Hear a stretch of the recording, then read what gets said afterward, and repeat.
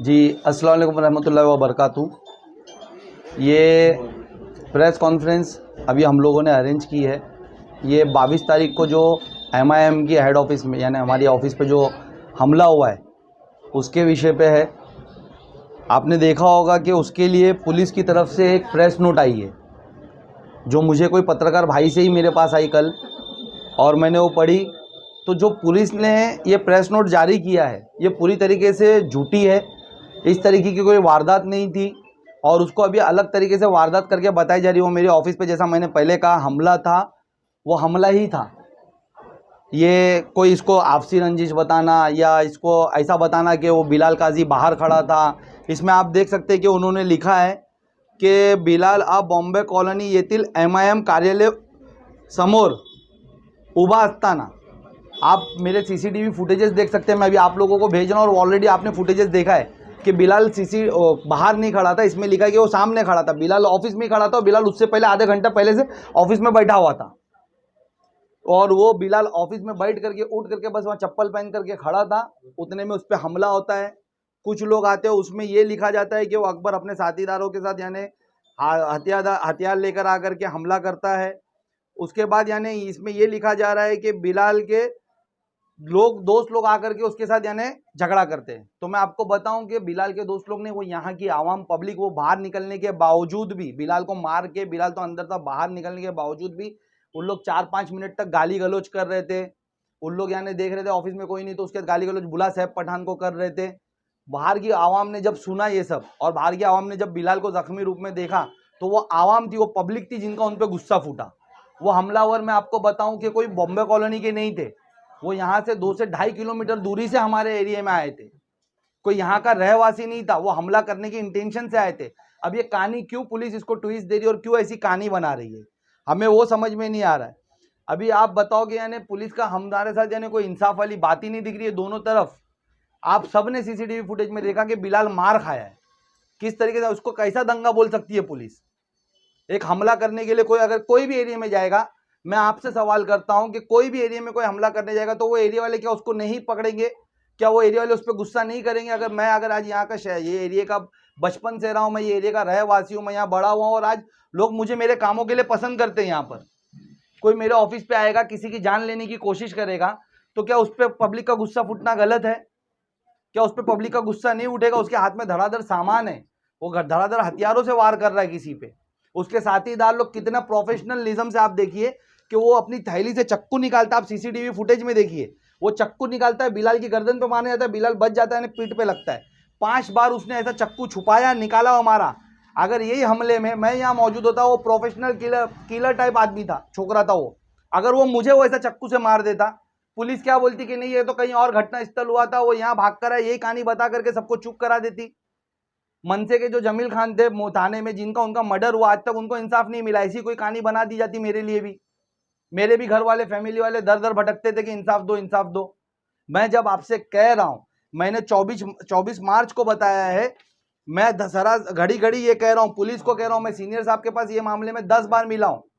मैं 24 मार्च का मेरा लेटर बता रहा हूं घड़ी घड़ी कि मैंने 24 मार्च को कहा है कि मुझ पे जानलेवा हमला होगा और मेरी ऑफिस में होगा।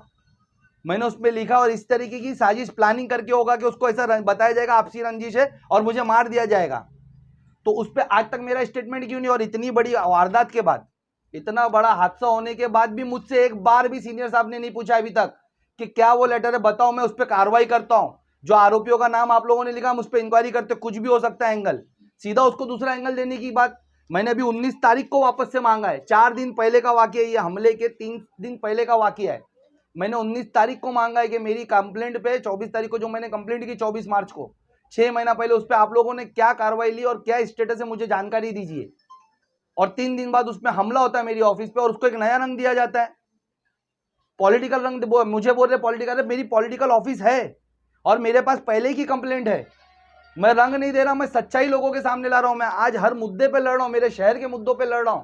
मैं लाइब्रेरी का कबन है इतना बड़ा, वो खोल रहा हूं। मैं यानी कब्रिस्तान के लिए बोलता हूं। मैं, आप देखते हैं, रोड, नाले, गटर, जो भी यानी जिसपे करप्शन है, कॉन्ट्रैक्टर करते हैं, मैं उसके खिलाफ बोलता हूं। मैं टोरेंट की इतनी बड़ी, उस दिन मैंने टोरेंट की इतनी बड़ी प्रेस कॉन्फ्रेंस ली हमारी टीम ने, हम उसके खिलाफ यानी आज हम उसके आगे कार्रवाई पे निकल जाना चाहिए था, हम उसके लिए लोगों के घरों तक पहुंचना चाहिए था। मुझे डाइवर्ट करके रखा गया इस केस में। और अकबर का एक स्टेटमेंट आया है फेसबुक पे, अकबर के स्टेटमेंट और प्रेस नोट के स्टेटमेंट में कितना डिफरेंस है, क्या जानते हैं? देखिए मैं आपको वही बता रहा हूं, जो आरोपी है, मैं आपको पहले बताऊं कि जिस अकबर ने ये हमला किया है, आप उसकी है ना हिस्ट्री निकालिए, वो ऑलरेडी उसके ऊपर 307 जैसे गंभीर और 326 जैसे मामला और पहले से दर्ज है, और उसके ऊपर कम से कम मैं चैलेंज करता हूं 20 से ज्यादा एनसी होगी मुमरा पुलिस चौकी में ही, जो मुझे मिली। अभी मैं डिटेल्स मांग रहा हूं उसकी, सब मैं इंशाल्लाह कोर्ट में प्रोड्यूस करूंगा सब।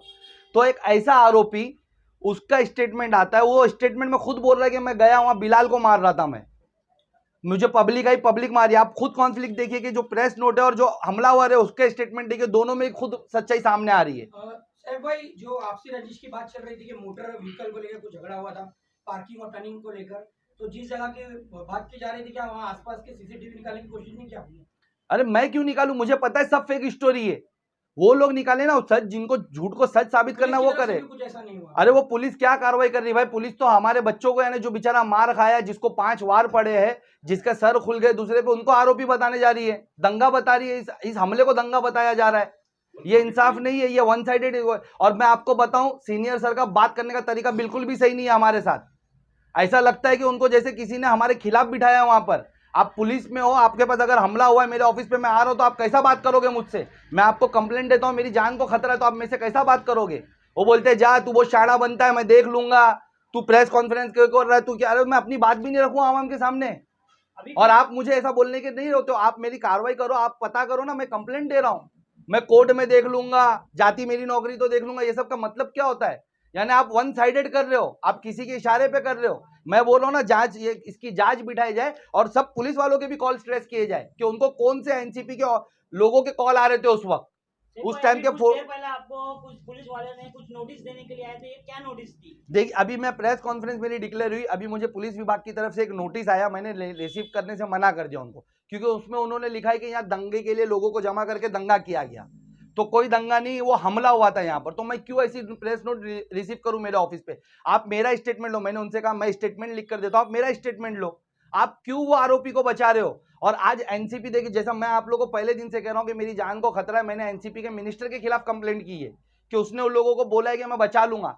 आज वही बात सच हो रही है। आज एनसीपी के कुछ लोग वो छोकरे का स्टेटमेंट चला करके लंबा चौड़ा मैसेज चला रहे, तो वो साबित कर रहे कि एनसीपी उसको प्रोटेक्ट कर रही है। एक हैबिचुअल क्रिमिनल जिसके ऊपर ऑलरेडी बहुत से केसेस है, आप देखिए कि उस पर एनसीपी के लोगों के मैसेजेस चल रहे हैं, सब ग्रुप में मैसेज डाल रहे हैं वो लोग, वो पब्लिक में मैसेज चला रहे हैं, वो अपने फेसबुक पे पोस्ट किए हुए, मेरे पास सबके स्क्रीनशॉट्स है। तो क्यों एनसीपी उसको सपोर्ट कर रही है? पॉलिटिकल नहीं है, जब उन लोग का पॉलिटिकल कोई इन्फ्लुएंसेस नहीं तो क्यों सपोर्ट कर रही है? और वो जो लड़का है वो एक पद अधिकारी एनसीपी का है, उसका नाम रिजवान समथिंग कुछ, और वो पद अधिकारी के व्यापारी संगठन ना, व्यापारी संगठन उसका सगा भतीजा है। तो वो हैबिचुअल क्रिमिनल को क्यों एनसीपी सपोर्ट कर रही है? और मैं वो रहता काका नगर जी, उनका तो ये एनसीपी क्यों कर रही है? और आज देखिए जिस तरीके से एनसीपी मैसेज चला रही है, उसका मतलब क्या निकालोगे आप लोग? क्या उसका मतलब निकलता है? अयाज बबलू उसका सबसे ज्यादा मैसेज चला रहा है, एनसीपी का पद अधिकारी, उसने मनसे के टाइम पे भी एक ऑफिस पे हमला करवाया था, आप लोग को याद होगा। उस हमला करवाने में एक्सपर्ट है वो, आप उसकी इंक्वायरी करिए कि वो उनके कांटेक्ट में था कि नहीं था। वो किसी की भी ऑफिस पे हमला करवा सकता है। जब वो इतना बड़ा हादसा उस टाइम पे इतने संगीन टाइम पे करवाने को गया था, बातें कर रहा था, तो अब वो ही कर रहा है। वो उनका सपोर्टर खुलकर आ रही है एनसीपी सामने। सर आपके ऑफिस पे इतना बड़ा अब तक हमला हो चुका है, धारदार हत्या से हमला हुआ है, उसके बाद अब तक पुलिस से आपको क्या प्रोटेक्शन मिली है? पुलिस प्रोटेक्शन तो छोड़ो, हमारी सुनवाई नहीं हो रही है, हम भाग रहे हैं कि इसकी एफआईआर ली जाए। मैं आपको बताता हूँ, इसमें ना बिलाल काजी की तरफ से 307 का एक्ट बनता है, उसकी जान वो बच गया। अगर लोग बीच में नहीं आते, यहाँ के सीनियर्स बीच में नहीं आते, तो वो मर जाता था। लेकिन पुलिस उसको गंभीरता से नहीं ले रही है। पुलिस बोलती क्रॉस लेंगी, सीनियर साहब एकदम साफ बोलते। ये उन्होंने तो मुझे यहां तक कहा है कि अगर तेरा नाम लिया सामने वाला तो मैं तेरे पे भी एफआईआर लूंगा। साफ बोल दिया उन्होंने कि तेरा नाम अगर बोला उसने तो मैं तेरे पे भी एफआईआर लूंगा। तो डराने का काम कर रहे हैं हम लोगों को, एमआईएम वालों को, पुलिस वाले सीनियर साहब यहां बैठ करके वो आरोपी के लिए मुझे डराने का काम कर रहे। एक भाई आपके एक कार्यकर्ता है नासिर भाई, उनको भी बताया गया कि 12 घंटा बिठाया गया है। उनको क्यों बिठाया गया 12 घंटा? कल उनका बोला गया कि वो ऑफिस में, आप देखोगे सीसीटीवी फुटेजेस में, जब नासिर भाई डर के बाहर चले गए, जब हमला हुआ, बाद में नासिर भाई जब कुछ सीनियर्स आए बचाने के लिए, नासिर भाई भी हिम्मत करके अंदर आए, उन लोगों को बाहर निकाले। आप देखिए कुर्सी वगैरह सही कर रहे। उनके स्टेटमेंट के लिए उनको दोपहर 1 बजे से रात के 1 बजे तक बिठाया गया 12 घंटा। उन्होंने स्टेटमेंट अपना 3 बजे दे दिया था। 3 बजे सीनियर साहब ने बोला मैं ये स्टेटमेंट एक्सेप्ट नहीं करूंगा। तो क्यों सीनियर साहब क्यों यानी इस पे यानी ईमानदारी से कार्रवाई नहीं कर रहे? आपने स्टेटमेंट मांगा, मौजूदा विटनेस ने स्टेटमेंट दिया है, तो आप क्यों उसको एक्सेप्ट नहीं कर रहे? आप बोल रहे हो उसमें तू मैं जो बोल रहा हूं वो लिख, क्यों आपके बोलने पे लिखेगा कोई? आप क्यों इसको यानी तोड़मोड़ करना चाहते हो? यानी हमारी बातों का कोई मतलब ही नहीं। हम थोड़ी ना आपको बोल रहे कि कुछ एक्स्ट्रा डालो। जो दिख रहा है कि वो धड़ाधड़ यानी लोखंड के रॉड लेकर आके हम हमला कर रहे, उसमें से एक छुरी से चक्कू निकाल के मार रहा है, आप वो तो लिखिए। वो बोल रहे कि सैफ पठान को बुला, उसकी विकेट खा जाएंगे, इसको मार दे, इससे उसको मैसेज मिल जाएगा।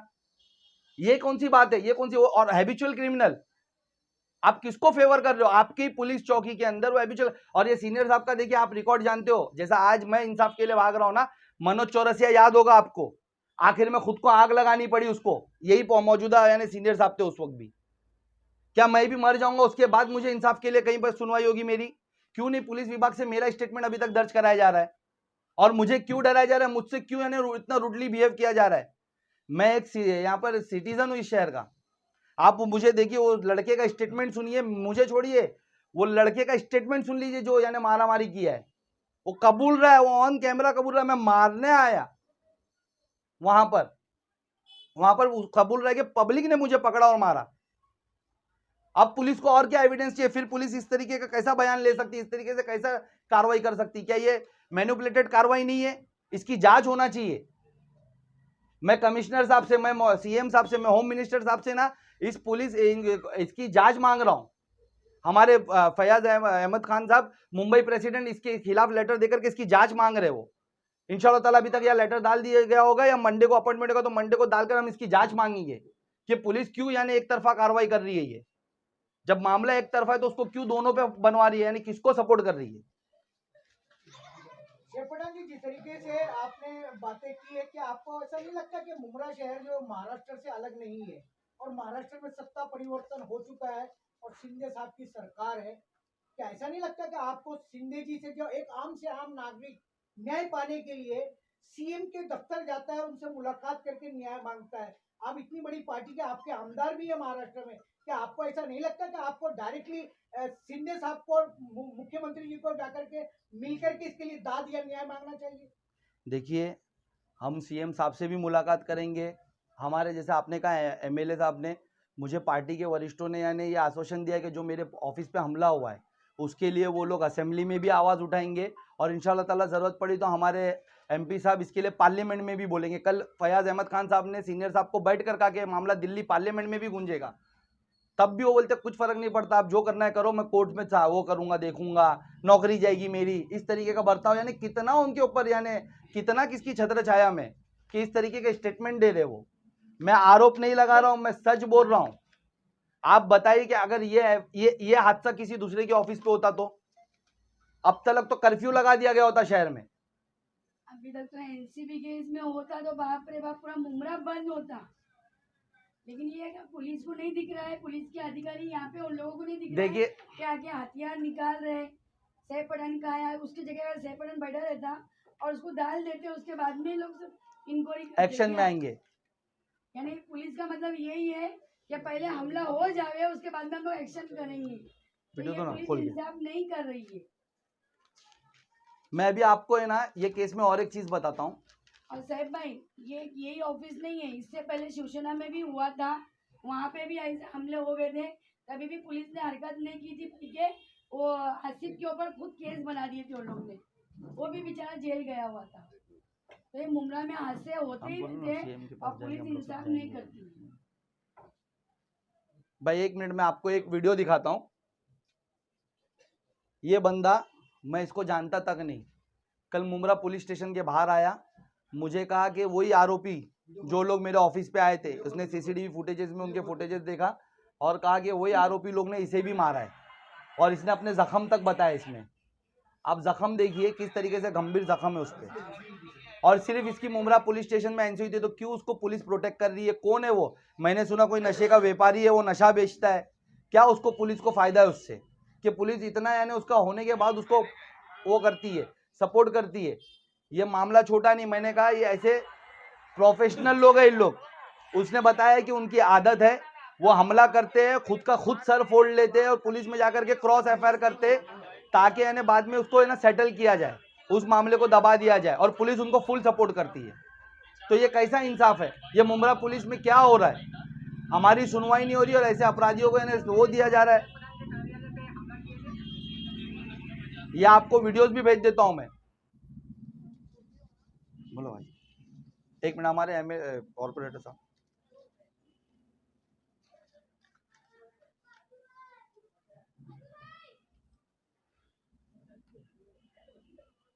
जैसे कि आप लोग को मालूम है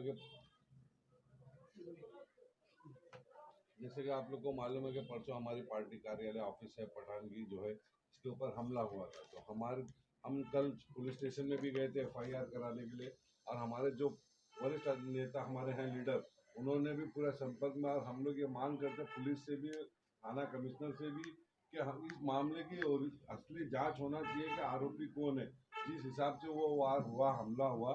अगर कभी खुदा ना करते, ये हमारी एक पार्टी जनसंपर्क कार्यालय कोई सियासी पार्टी की एक ऑफिस है, कोई ऑर्डिनरी पार्टी की, या कोई ऐसी ऑफिस नहीं थी कि जिससे नहीं। अब एक सियासी पार्टी की ऑफिस के अंदर इस तरीके से अगर हमला होता है तो ये निंदनीय है, ये अच्छी चीज नहीं है। इसकी जो एकदम हकीकत जो इसके अंदर होना चाहिए उसकी पूरी पुलिस इंक्वायरी करे, और हमारे दोनों एमएलए, हमारे एमपी साहब, इन्होंने बात किया, इंशाल्लाह वो सीएम से भी मिलेंगे इस मुद्दे पे लेके। कार्रवाई का आप लोग ये कह रहे हैं कि एक तरफा कार्रवाई भी हो रही है, अभी तक किसी पर कोई एफआईआर तक नहीं ली गई है शायद, और हम देख रहे हैं कि आप जो भी स्टेटमेंट आप देते हैं उसको पुलिस रिकॉर्ड करती है। तो क्या ये जिन लोगों ने ये स्टेटमेंट, अभी आपने कहा कि सोशल मीडिया पर फैलाया जा रहा है, अखबार करके किसी ने स्टेटमेंट दिया है, तो क्या पुलिस को ये नजर नहीं आ रहा है? इस ताल्लुक से क्या मांग करेंगे आप प्रशासन से? हम ये प्रशासन से यही मांग कर रहे हैं ना कि इसकी एकदम निष्पक्ष जांच होनी चाहिए।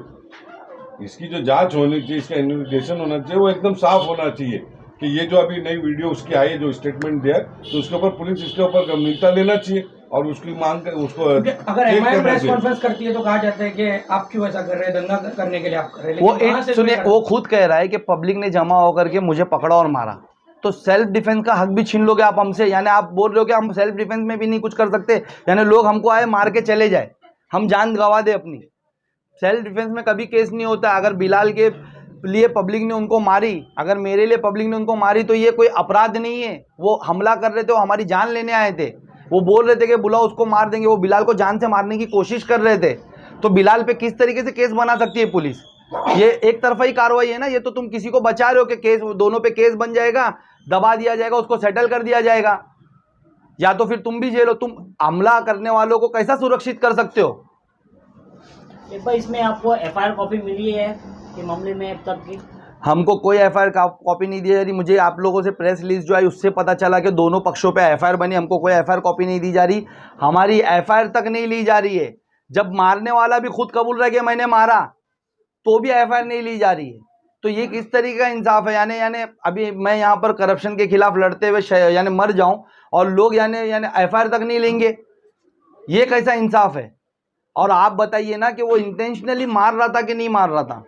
सीसीटीवी फुटेजेस है, मुझसे एक बार नहीं पूछा जा रहा है। मेरे को सबसे ज़्यादा अफसोस की बात ये लग रही है कि ऐसा लग रहा है सीनियर साहब के बर्ताव से ऐसा लग रहा है कि वो जो फेल हो गया उनका मामला सबका, उसमें कहीं सबकी साझगाट थी, इसके लिए वो फ्रस्ट्रेशन मुझ पे निकाल रहे।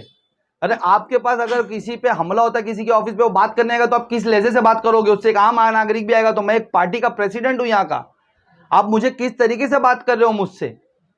आप यानी क्या साबित कर रहे हो कि आप यानी जनता के लिए नहीं आए हो, कोई एक पक्ष के लिए आए हो? जैसा प्रेस वाले बोलते थे कि आपका बर्ताव सही नहीं है, जैसे आम जनता बोलती थी, वो मैं पर्सनल एक्सपीरियंस कर रहा हूं उनका कि उनका बिल्कुल बर्ताव सही नहीं है। अगर उनको किसी ने कुछ यानी अपनी तरफ कर लिया है, वो चाहे जैसा भी हो, तो आप उसकी तरफ से कुछ भी करोगे, आप जांच घुमा दोगे। मैं इसके आप लोग की प्रेस कॉन्फ्रेंस के थ्रू, लाइव के थ्रू मैं ना कमिश्नर साहब से ना हाथ जोड़ के विनंती करता हूं, मेरी जान को खतरा है। मैं अभी भी मेरा स्टेटमेंट दे रहा हूं, मैं कोई पॉलिटिकल रंग नहीं दे रहा हूं। मेरी कंप्लेंट 22 तारीख को हमला हुआ है, 19 तारीख की है। मेरी कंप्लेंट 19 सितंबर की है, मेरी कंप्लेंट 24 मार्च की है।